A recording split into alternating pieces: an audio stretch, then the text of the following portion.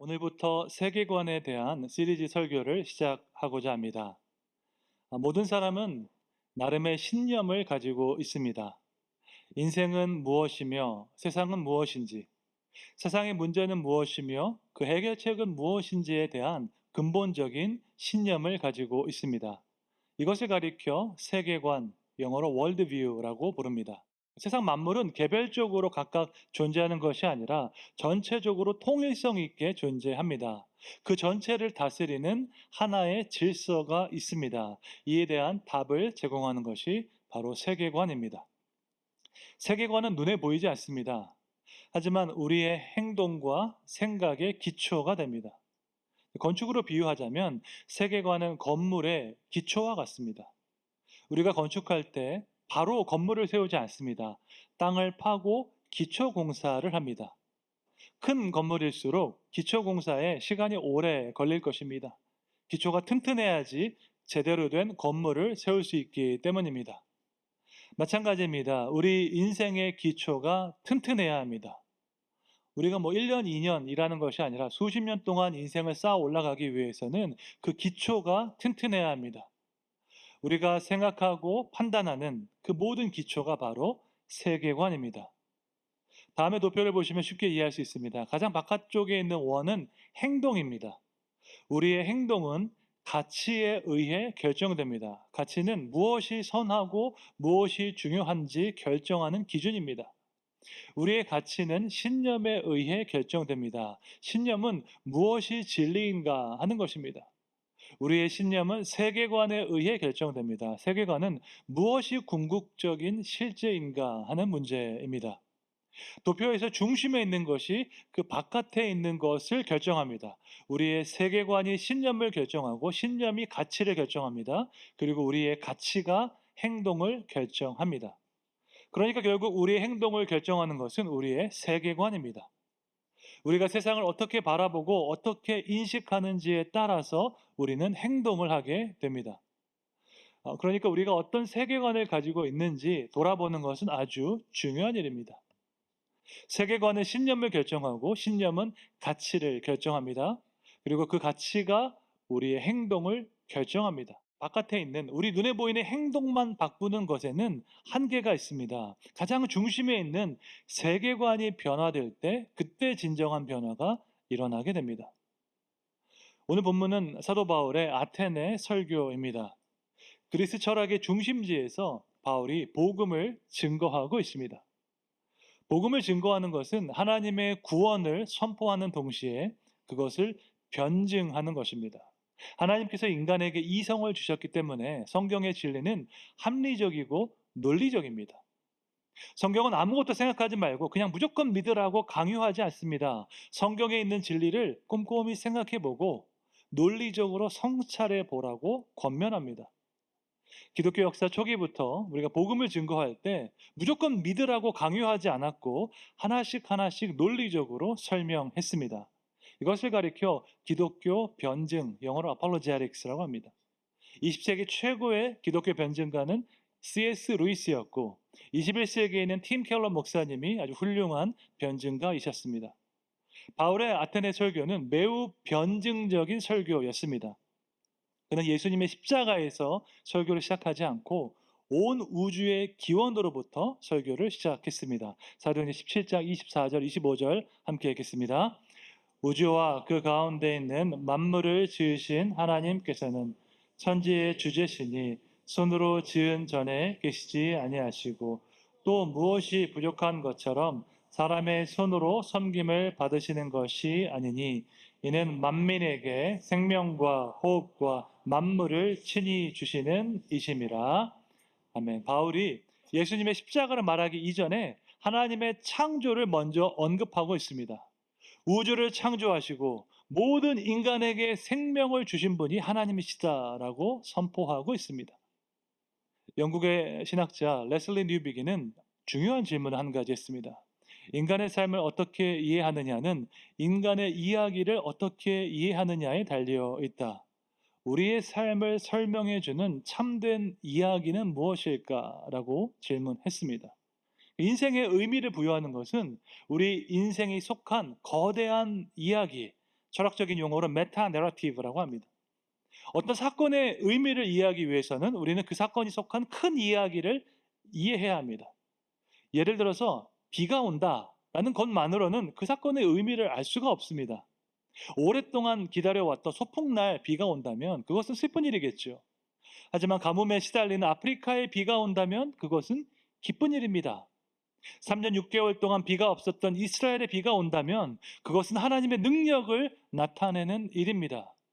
이와 같이 어떤 사건의 의미를 말해주는 것은 그것이 속한 큰 이야기입니다.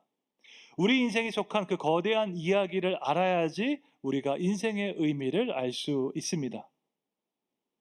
성경은 단지 종교 의식과 어떤 율법에 관한 책이 아닙니다. 성경은 세상 전체에 대한 진정한 이야기, 메타 내러티브입니다. 성경 이야기는 만물이 창조하는 것에서 시작해서 만물이 새롭게 되는 것으로 마무리되게 됩니다. 그 중간에는 우주 역사의 의미에 대한 해석이 나옵니다. 우리 인생의 의미는 이 거대한 이야기 안에서 제 자리를 찾아가게 되는 것입니다. 인생의 의미를 말하기 위해서 우리는 인생이 속한 그 거대한 이야기를 알아야 합니다. 성경은 우주의 기원과 목적에 대해서 명확하게 말씀하고 있습니다. 이 우주의 중심에는 내가 있는 것이 아닙니다. 우주의 중심에는 우주를 창조하신 하나님께서 계십니다. 인격적인 하나님께서 세상을 창조하셨고 땅 위에 있는 모든 사람에게 생명을 주셨습니다. 신약성경뿐만 아니라 구약성경도 이 사실을 선포하고 있습니다. 이사야 42장 5절 말씀 함께 읽겠습니다. 하늘을 창조하여 펴시고 땅과 그 소산을 내시며 땅 위의 백성에게 호흡을 주시며 땅에 행하는 자에게 영을 주시는 하나님 여호와께서 이같이 말씀하시되. 하나님은 하늘과 땅을 창조하셨고 인간을 창조하셨고 인간에게 영혼을 주셨습니다. 정말로 놀라운 말씀입니다. 눈에 보이는 물질 세계 또한 눈에 보이지 않는 영적인 세계, 이 모두를 하나님께서 창조하셨습니다. 하나님은 우주를 향한 선한 뜻과 계획을 가지고 계십니다. 그것은 온 우주가 창조주 하나님을 즐거워하고 그분의 사랑 안에 거하는 것입니다. 모든 만물은 하나님을 찬양하고 하나님을 경배하기 위해서 창조되었습니다. 성경이 말하는 궁극적인 실제는 인격입니다. 인격적인 하나님께서 천지를 창조하셨기 때문입니다. 인격적인 하나님을 기뻐하고 즐거워하는 것이 우주의 존재 목적인 줄로 믿습니다.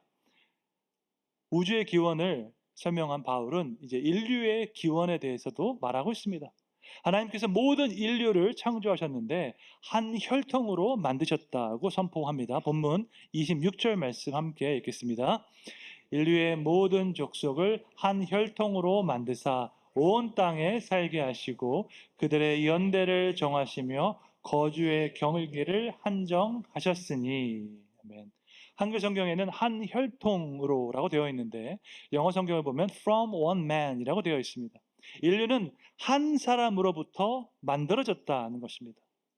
인류가 한 사람으로부터 만들어졌다는 것에는 어떤 의미가 있을까요? 그것은 인류의 조상이 한 사람, 아담이라는 것입니다. 모든 인류가 동일한 조상을 가졌다는 것은 모든 인간이 동일한 가치를 지녔다는 의미입니다. 여러분, 2000년 전에 그리스 사람들은 이방 민족을 야만인, barbarian이라고 불렀습니다. 그리스 철학, 문학, 예술을 이해하지 못하는 사람들을 야만인이라고 불렀습니다. 말이 좋아서 야만인이지 온전한 인간이 아니란 뜻입니다. 그러니까 인간과 동물 중간에 있는 존재라는 뜻입니다. 그렇게 이방 민족을 깔보는 그리스인들에게 바울은 온 인류가 한 사람으로부터 시작되었다라고 선포하고 있습니다. 이것은 정말로 혁명적인 발상이었습니다. 철학과 문학을 이해하지 못하는 야만인들과 그리스인들이 동일한 조상에서 왔다는 것은 그야말로 충격적인 일이었습니다. 바울은 인류의 기원을 설명하며 모든 사람은 동등한 가치를 가지고 있다라고 선포하고 있습니다. 왜냐하면 모든 사람은 하나님의 형상대로 창조되었기 때문입니다. 여러분, 이것 이외에 인간의 존엄성을 설명할 수 있는 방법은 아무것도 없습니다. 가난하고 배우지 못하고 몸이 불편한 사람을 왜 함부로 대하면 안 됩니까? 힘이 센 사람이 힘이 약한 사람을 왜 함부로 억압하면 안 됩니까? 모든 사람은 하나님의 형상대로 창조되었기 때문입니다. 인간의 가치는 인간 안에 내재되어 있지 않습니다. 인간의 가치는 인간을 창조하신 하나님의 완전하심에 있는 줄로 믿습니다. 이어서 바울은 하나님께서 인간을 창조하신 목적을 선포합니다. 26절에 보니까 온 땅에 살게 하시고 라고 말씀합니다. 하나님은 그분의 형상을 가진 인간이 온 땅에 가득하기를 원하셨습니다. 창세기에 보면 하나님께서 인간을 창조하시고 이렇게 말씀하십니다. 창세기 1장 28절 함께 읽겠습니다. 하나님이 그들에게 복을 주시며 하나님이 그들에게 이르시되 생육하고 번성하여 땅에 충만하라. 땅을 정복하라. 바다의 물고기와 하늘의 새와 땅에 움직이는 모든 생물을 다스리라 하시니라. 아멘. 하나님께서 인간에게 생육하고 번성하여 땅에 충만하라 말씀하십니다. 하나님은 그분의 형상을 가진 인간을 온 땅에 보내기를 원하셨습니다. 하나님의 형상은 하나님의 통치권을 의미합니다.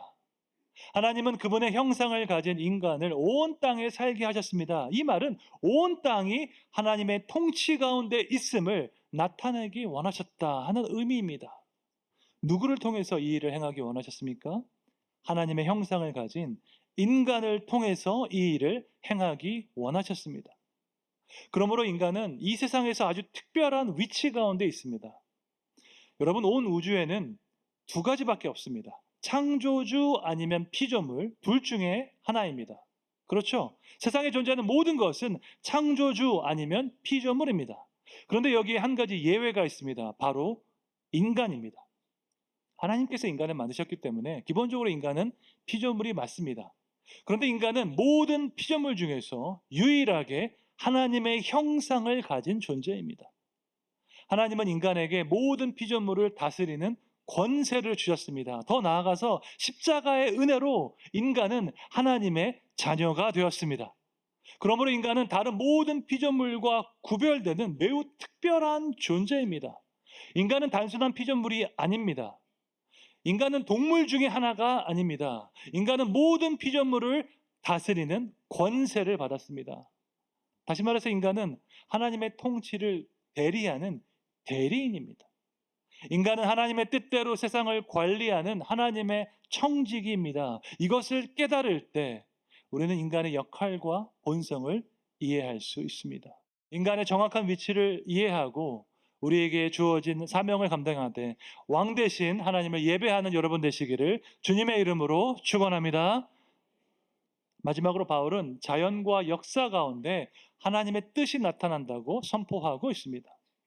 우리가 정직한 눈으로 자연과 역사를 바라보면 이 세상을 향한 하나님의 주권과 섭리를 발견할 수 있습니다. 여러분, 자연은 스스로를 뽐내지 않습니다. 자연이 얼마나 아름다운지 스스로 자랑하지 않습니다. 자연은 창조주 하나님을 나타냅니다. 하나님의 능력과 하나님의 신성이 얼마나 놀라운지 자연 가운데 나타납니다. 로마서 1장 20절에 나와 있습니다. 함께 읽겠습니다. 창세로부터 그의 보이지 아니하는 것들 곧 그의 영원하신 능력과 신성이 그가 만드신 만물에 분명히 보여 알려졌나니 그러므로 그들이 핑계하지 못할지니라. 아멘. 자연을 보면 그것을 지으신 하나님의 능력과 신성을 발견할 수 있습니다. 인간은 욕심과 이기심을 위해서 자연을 파괴합니다. 타락한 인간은 자신의 유익을 위해서라면 뭐든지 하기 때문입니다. 하지만 창조주 하나님은 자연 가운데 그분의 능력과 신성을 나타내십니다. 모든 것이 폐허가 된 곳에서도 새싹이 다시 나게 하십니다. 햇빛과 비를 내리셔서 자연이 다시 살아나게 하십니다. 계절의 변화를 통해서 자연 가운데 역사하시는 하나님의 능력을 발견하게 됩니다. 뿐만 아니라 인간의 역사를 통해서도 하나님의 주권과 능력이 나타납니다. 본문에서 바울은 하나님께서 민족의 연대와 거주의 경계를 정하셨다라고 선포하고 있습니다. 본문 26절 말씀 함께 읽겠습니다. 인류의 모든 족속을 한 혈통으로 만드사 온 땅에 살게 하시고 그들의 연대를 정하시며 거주의 경계를 한정하셨으니 아멘. 이것은 인류 역사를 주관하시는 하나님의 주권을 의미합니다. 그 모든 국가들마다 시대가 있습니다. 우리나라도 뭐 고려시대, 조선시대, 일제시대 이렇게 나눌 수 있겠지요. 그러면 언제 새로운 시대가 시작될까요? 내가 새로운 시대를 시작하겠다 하면 시작됩니까? 그렇지 않습니다. 당시에는 무엇이 새로운 시대인지 알 수가 없습니다. 시간이 흐르고 나서야 새로운 시대가 시작되었다는 것을 깨닫게 됩니다. 예를 들어서 17세기 영국에서 청교도 운동이 일어났습니다. 이것은 영국 왕실 주도로 있는 성공회 교회에 반대하는 운동이었습니다. 당시 영국 성공회 교회의 수장은 왕이었습니다. 원래 교회의 머리는 예수님이어야 하는데 왕이 수장이니까 교회가 왕실의 통제를 받게 되었습니다. 이에 반대한 청교도들이 개혁 운동을 일으켰습니다. 성공회 교회는 충분히 개혁적이지 않기 때문에 성경의 기준대로 더 확실하게, 더 순결하게 개혁되어야 한다고 주장했습니다. 그 시기에 우리가 지금까지 사용하고 있는 웨스트민스터 신앙 고백서가 작성되었습니다. 하지만 안타깝게도 이 운동은 실패로 끝나고 말았습니다. 의회파를 이끌던 올리버 크로멜이 사망하자 다시 왕정으로 돌아갔습니다. 성공회 교회가 영국의 국교로 복권되었고 그때부터 청교도들은 극심한 박해를 받게 되었습니다. 여기까지만 보면 역사의 의미를 잘 모르겠습니다. 성경의 기준대로 교회를 개혁하고자 하는 운동이 왜 실패했는지 우리는 설명할 수 없습니다. 그런데 이 사건은 더 큰 이야기의 일부분이었습니다. 박해를 받은 청교도들은 신앙의 자유를 찾아서 신대륙으로 떠나갔습니다.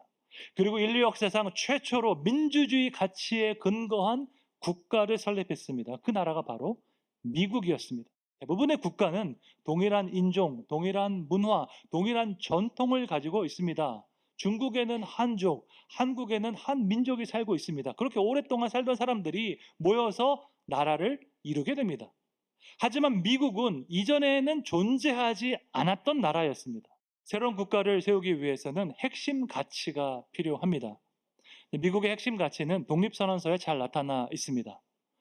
모든 사람은 평등하게 창조되었고 창조주는 몇 개의 양도할 수 없는 권리를 부여했으며 그 권리 중에는 생명과 자유와 행복의 추구가 있다라고 시작됩니다. 미국 독립선언서의 첫 문장은 인류의 기원에 대해서 말하고 있습니다. 모든 사람은 평등하게 창조되었다라고 말하고 있습니다. 존재하지 않던 새로운 국가를 만들 때에 미국의 건국 아버지들은 인류의 기원에 대해서 말하고 있습니다. 어떻게 해서 새로운 국가가 탄생했는지 말하기보다 더 중요한 것은 그들이 속한 거대한 이야기, 메타 내러티브였기 때문입니다. 17세기 영국 청교도 운동이 실패로 끝났을 때 그 사건의 의미를 말할 수 없었습니다. 하지만 그 실패를 통해서 청교도들은 신대륙으로 건너갔습니다. 그리고 종교의 자유와 민주주의 가치를 위해서 새로운 국가를 세웠습니다. 그 나라는 인류 역사상 가장 강력하고 가장 자유로운 국가가 되었습니다. 그 나라는 세계 선교를 위해서 가장 놀라운 기여를 하는 국가가 되었습니다. 여러분, 이것이 우연이었을까요? 그렇지 않습니다. 역사를 주관하시고 인도하시는 하나님의 주권인 줄로 믿습니다. 자연과 섭리를 통해서 우리는 하나님의 뜻을 발견할 수 있습니다. 당대에는 다 알 수 없더라도 시간이 지나고 나면 하나님의 주권과 섭리를 깨닫게 되는 것입니다. 자연과 역사는 그냥 우연히 진행되는 것이 아니라 하나님의 선한 뜻과 계획에 따라서 운행되기 때문입니다. 바울은 아테네 설교를 통해서 하나님의 주권을 깨달은 자가 해야 할 일에 대해서 강조하고 있습니다. 그것은 바로 하나님을 찾는 것입니다. 본문 27절 말씀 함께 읽겠습니다. 이는 사람으로 혹 하나님을 더듬어 찾아 발견하게 하려 하심이로되 그는 우리 각 사람에게서 멀리 계시지 아니하도다. 아멘. 하나님은 우리에게서 멀리 계시지 않습니다. 하나님의 신성은 자연에도 나타나고 역사에도 나타납니다. 그러므로 우리는 자연과 역사 안에 계시는 하나님을 찾아야 하는 것입니다. 여기서 찾다라는 단어가 헬라어로 제테오인데 구하다, 갈망하다라는 뜻이 있습니다. 지난 부활 주일에 제가 위의 것을 찾아야 한다고 말씀을 드렸죠. 골로새서 3장 1절에 보면 위의 것을 찾으라 말씀하고 있습니다. 위의 것을 찾는 것과 하나님을 찾는 것은 동일한 것입니다. 인간을 창조하신 그 하나님을 찾을 때 우리는 인생의 의미를 깨닫게 됩니다. 역사의 중심에 계신 그 하나님을 찾을 때 우리는 역사의 의미를 깨닫게 되는 것입니다. 지난 주간에 경북 지역 산불 피해를 당한 교회들을 방문해서 섬기고 왔습니다. 우리 장로님들과 목회자들과 함께 다녀왔습니다. 그 중에 영덕에 있는 한 교회를 방문하게 되었습니다. 화천교회라는 교회였는데 1903년에 세워진 교회였습니다. 제가 그 교회 안에 들어가 보고 깜짝 놀랐습니다. 농촌교회라고 믿을 수 없을 정도로 아주 멋지게 리모델링 되어 있었습니다. 여러분 농촌교회 중에 LED 스크린 있는 교회 본 적 있으십니까? 너무 좋은 음향기기와 아주 너무너무 아름다웠습니다. 어르신들이 교회 들어오기 편하시도록 자동문으로 되어 있었습니다. 알고 보니까 교회 리모델링을 하기 위해서 3년 동안 헌금을 모아서 온 힘을 다해서 공사를 했다고 합니다. 그렇게 올 3월에 리모델링 공사를 마치고 주일 예배를 2번 드렸는데 그만 산불이 나고 말았습니다. 목사님과 장로님들이 얼마나 애타는 마음으로 기도했는지 모릅니다. 3년 동안 우리가 리모델링한 교회가 불에 탈까봐 정말 조마조마한 마음으로 교회를 위해서 간절히 기도했습니다. 교회를 기준으로 좌측에는 목사님의 사택이 있고 그 옆에는 장로님 집이 있었습니다. 그 우측에는 공장이 있었습니다. 목사님의 사택, 장로님 댁 모두 다 전소되었습니다. 공장도 전소되었습니다. 그런데 교회만 멀쩡했습니다. 교회 좌측, 교회 우측에 있는 모든 건물이 다 불에 타서 전소되었는데 교회만 멀쩡했습니다. 목사님과 장로님이 얼마나 간절하게 기도했는지 교회만 불에 타지 않았습니다. 제가 그 목사님과 장로님을 만나고 왔는데요. 그분들 너무너무 기뻐하셨습니다. 정작 본인들 집은 다 불에 탔는데 교회는 멀쩡해서 너무너무 감사하다고 고백했습니다. 저는 이 모습을 보면서 믿음에 얼마나 위대한 힘이 있는지 다시 한번 깨닫게 되었습니다. 내 집이 전소되었지만 교회가 멀쩡한 곳으로 인해서 감사하는 모습을 보면서 하나님을 사랑하는 그 마음이 얼마나 아름다운지 깨닫게 되었습니다. 하나님께서 그 교회를 기뻐하시고 지키신다는 분명한 증거였습니다. 산불이 났다 하는 것은 사건이죠. 이 사건의 의미를 이해하기 위해선 더 큰 이야기를 알아야 합니다. 어떤 사람에게는 이 사건이 고통과 슬픔의 이야기일 수 있습니다. 하지만 영덕에 있는 화천교회에는 이 사건이 하나님의 신실하심을 경험한 이야기였습니다. 목사님의 사택과 장로님 댁은 다 전소되었지만 하나님께서 교회를 지켜주셨다는 것을 경험한 이야기였습니다. 산불을 통해서 한국교회의 사랑과 후원을 받게 되었고 하나님께서 우리 교회를 기억하신다는 것을 경험하게 된 놀라운 간증이었습니다. 인간은 의미를 추구하는 존재입니다. 인생은 무엇이며 세상은 어떤 곳인지 알기를 원합니다. 성경은 세상 전체에 대한 진정한 이야기를 전하고 있습니다. 창조, 타락, 구속으로 이어지는 거대한 이야기를 증거하고 있습니다. 이 거대한 이야기 안에서 우리는 우리 인생의 의미를 깨닫게 됩니다. 세상의 기원과 목적, 인류의 기원과 목적을 말씀해 주시는 하나님 안에서 진정한 인생의 의미를 발견하시기를 축원합니다. 하나님의 대리인, 하나님의 청지기로서 우리를 창조하신 하나님의 뜻을 기억하며 우리에게 맡기신 사명에 충성하는 여러분 되시기를 주님의 이름으로 축원합니다.